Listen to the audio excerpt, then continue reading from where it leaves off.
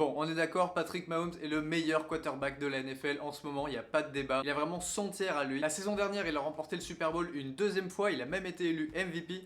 Mais je pense que cette saison, ça va être quelqu'un d'autre, un autre quarterback qui va le remporter ce titre. Salut, moi c'est le Golden Coq, sur cette chaîne je te parle de football américain. Et aujourd'hui je te partage mes prédictions pour chaque récompense que les joueurs NFL peuvent recevoir. C'est parti. On commence avec la première récompense, celle du coach de l'année. Le Coach of the Year Award. Normalement cette récompense, ça va à un coach qui a réussi à transformer une équipe. Celui qui va gagner ça, c'est souvent un entraîneur qui a une équipe qui a eu plein de victoires malgré un chemin très compliqué. Alors on peut penser à des candidats comme Sean Payton avec les Denver Broncos, qui a été un véritable fiasco l'an dernier, en attaque surtout. Peut-être que cette saison il va améliorer drastiquement cette équipe, peut-être que Russell Wilson va redevenir qui il est vraiment, mais pour moi celui qui est vraiment favori cette année pour remporter ce prix là, c'est Robert Saleh des Jets. Il incarne vraiment l'identité pure des Jets depuis qu'il a rejoint l'équipe en 2021. Il a fait de cette équipe des véritables contenders aux playoffs cette année en 2023, alors qu'on les a pas vus aux playoffs depuis 12 ans je crois. Là enfin il a une défense très prometteuse. En attaque il a Aaron Rodgers, un excellent receveur numéro 1, des bons running backs. Franchement pour moi ils peuvent vraiment retourner aux playoffs cette année les Jets. Mais je sais pas.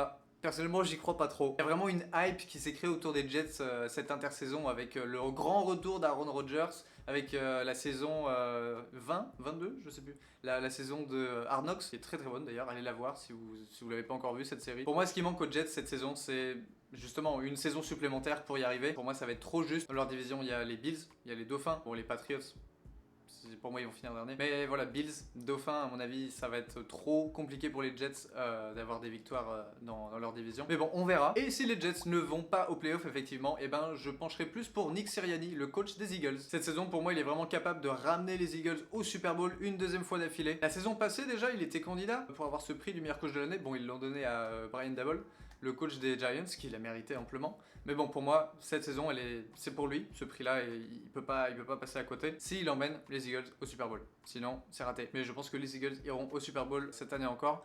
Même si leur défense est un peu moins bonne, je me fais pas de soucis pour eux. On passe maintenant au Comeback Player of the Year. On va pas s'attarder sur ce prix trop longtemps. Pour moi, il n'y a pas de débat. Ça va être unanime pour tous et je pense que c'est déjà écrit. Enfin, quoique, c'est vrai que Odell Beckham Jr. a ses chances pour remporter le Comeback Player of the Year Award. Il a un super quarterback, une super équipe autour de lui. Donc, dans l'idée, pourquoi pas.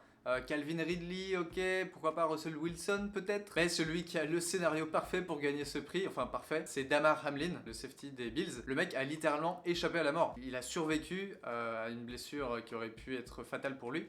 Et on sait que la NFL adore ces histoires humaines uniques. Pour moi, c'est même pas une prédiction. Il a beau être le troisième, le quatrième safety des Bills, ça change pas son parcours. C'est un survivant. On sait qu'il mérite ce prix-là. Pour moi, il n'y a pas de doute là-dessus. On enchaîne avec le Offensive Rookie of the Year, la recrue offensive de l'année. Alors ici, en vrai, c'est assez ouvert. On a Anthony Richardson, le nouveau quarterback des Colts, qui a ses chances. Il a eu une pré-saison assez compliquée, on a vu. Et de toute façon, sa saison rookie en entière va être difficile pour lui.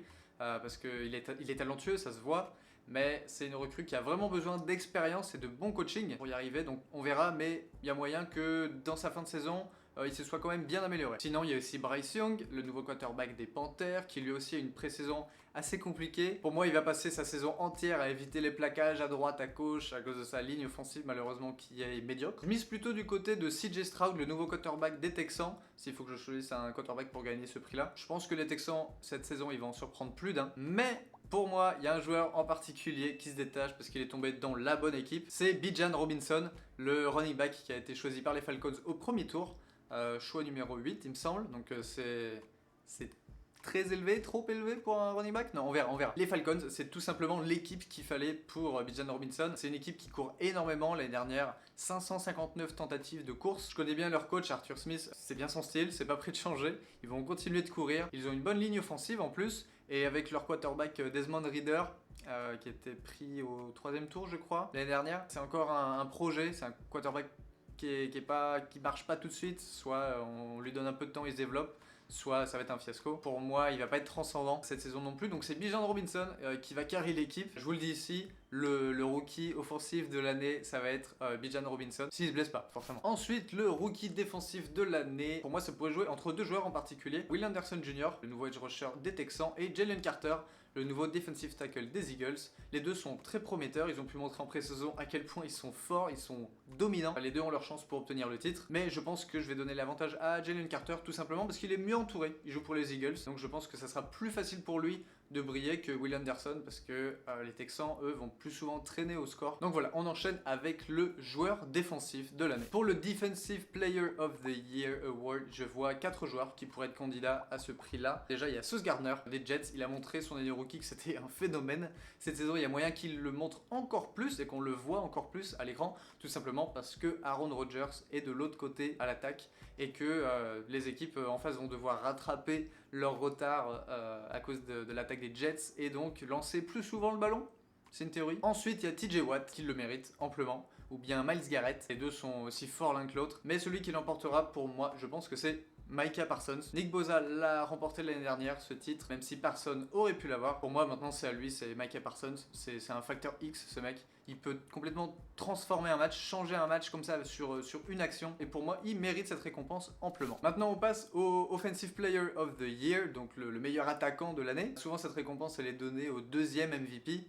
Qui n'est pas un quarterback, ça peut être un quarterback, mais souvent c'est un autre joueur qu'un quarterback d'une autre équipe que celui qui a eu le MVP. Alors il y a moyen que Justin Jefferson soit encore une machine, oui, mais je le vois pas gagner cette récompense 2 fois d'affilée. Ja'Marr Chase va sûrement avoir sa meilleure saison avec Joe Burrow. Christian McCaffrey, lui aussi va énormément avoir de boulot avec les 49ers, mais je le vois pas rester en bonne santé toute la saison malheureusement. Donc je vais dire que celui qui va être le meilleur attaquant cette année en 2023, c'est Tyreek Hill des Dauphins. Ce receveur, il va avoir une année très productive, encore une fois avec toi Tagovailoa. Tu as Tagovailoa. Je pense que Hill et Waddle, ils vont avoir une super saison avec toi. Tyreek Hill est encore plus électrisant que Jalen Waddle, donc je vais dire Tyreek Hill. Et on termine avec le MVP, je vous disais Patrick Mahomes, qui pour moi ne gagnera pas cette récompense en 2023. Parce que Joe Burrow, tout simplement. Les Bengals, pour moi, ils ont fait un Super Bowl. Ils sont sérieux maintenant depuis quelques années. Et il faut surtout pas les sous-estimer. Pour moi, ils sont là pour gagner. Et Joe Burrow va gagner le titre de MVP cette année. Dis-moi en commentaire si tu es d'accord avec ces prédictions. Lâche un commentaire, lâche un like, ça fait toujours plaisir. Ça soutient la chaîne. Et on se retrouve très vite pour plus de NFL, plus de foot US. C'était le Golden Cock. Ciao les potes.